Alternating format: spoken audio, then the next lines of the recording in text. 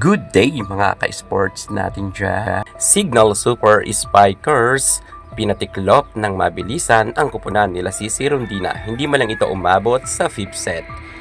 Eya Laure at si Rondina hindi nakaporma kay Erica Santos. Anong nangyari sa game ng Choco Mucho na sana aasahan nga na ang mga all-star ng Choco Mucho ay gagalaw. Ngunit nabaliktad ata ang sitwasyon.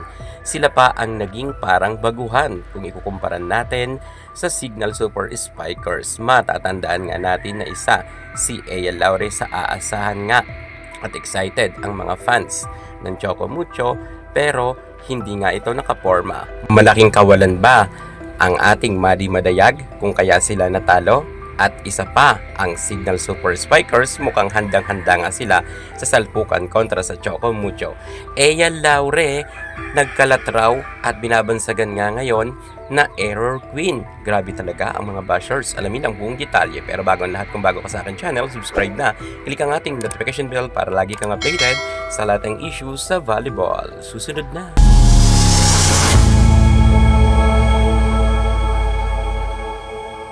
Choco Mucho, nasobrahan nga ba sila sa kumpiyansa dahil narito ang superstar na si Rondina at Eya Laure.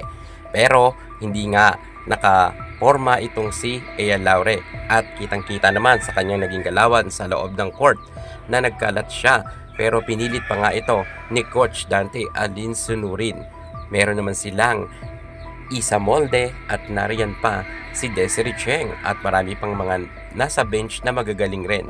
Sana kung off nga itong si Eya Laure sa game, pinalitan ni Coach Dante Alinsunurin. Ngunit late na nga nang binangko itong si Eya Laure. Marami nga nagsasabi na isa nga itong si Eya Laure sa superstar na magpapaangat raw ng Choco Mucho pero mukhang hindi ito nangyari. Okay naman ang naging set ni Boss Dinawong. Sadya ba talagang lumakas na at nag-level up ang kupunan ng Signal Super Spikers? Kitang-kita kasi natin na medyo nawala ng kumpiyansa dito ang Choco Mucho. Isa rin sa Eya Laure sa medyo natameme nga at tinapatan nga ni Vanny Gandler ang galing at ni Erica Santos. Hindi talaga sila masyado nakaporma. Lalo pa nagkaroon ng minor injury itong si Dindin Santiago Manabat na isa sana sa mga pinakapalaban rin nila na opposite hitter. Gayunpaman, inilaban naman ito ni Rondina. Wala naman tayong masasabi kay Rondina dahil mataas naman ang naging kanyang puntos. Pero pagdating nga kay Eya Laure, ito lang talaga ang naging problema. Marami ngang mga nagsasabing mga netizen na nagkalat daw itong si Eya Laure. Kitang-kita naman kasi natin na sobrang ang dami niyang naging error. Nagkaroon naman siya ng 11 big points pero sunod-sunod naman ang kanyang error. Kung kaya nga hindi sila nanalo. Bagamat nakakuha sila ng isang set pero hindi na pumayag itong si Erica Santos at Vanny Gandler na paabutin pa nila sa 5th set. Alam naman kasi natin na si Rondina kapag lalo yan nag-init baka manalo pa dito ang Choco Mucho. Naging maganda ang laro ni Erica Santos. Maganda ang kanilang gising.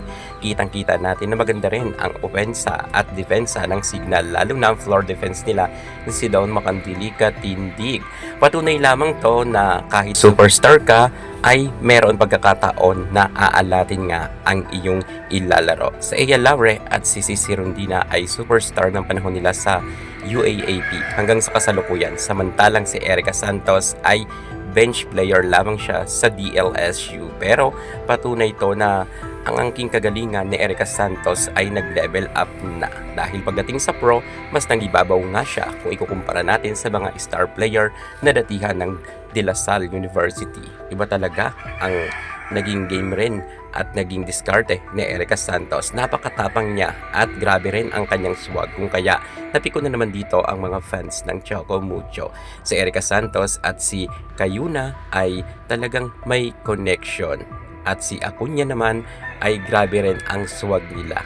Dito talaga may napakomment pang ang netizen na isang araw sa Eya Laure sa pinakamataas na player na meron sahod sa Choco Mucho. Pero nagkalat daw ito. Grabe talaga ang mga bashers, ang mga kritiko. Hindi ba pwede na sadya talagang magaling itong si Erica Santos at nag-level up ng kanyang kaangking kagalingan? Well, ang masasabi ko na lang dito, bawi na lang ang Choco Mucho sa mga susunod na laban. Hindi pa naman game, nagsisimula pa lang ang PVL All Filipino Conference. Alam ko nababawi ang Choco Mucho, kagaya ng Creamline. Thank you so much. God bless.